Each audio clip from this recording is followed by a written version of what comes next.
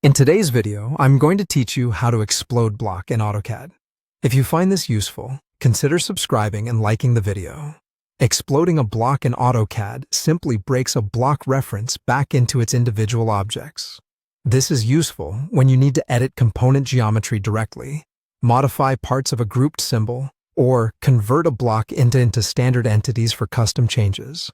Keep in mind that exploding removes the block instance's grouped behavior, although the block definition itself remains in the drawing's block library. Begin by selecting the block you want to break apart. Click the block once to highlight it. You can select a single instance or multiple instances if you need to explode several at the same time.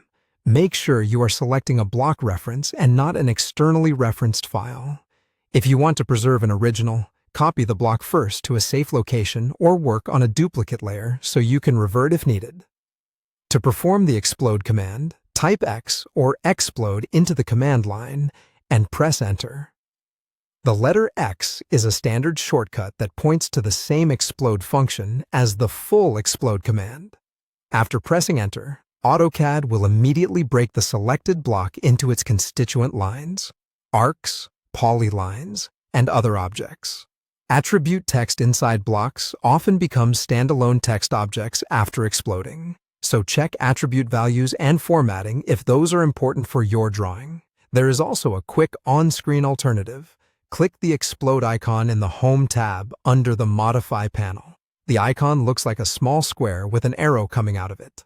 Activate that tool, then click your selected block or choose it after invoking the tool to achieve the same result without typing a command. A few practical tips to keep your drawing tidy.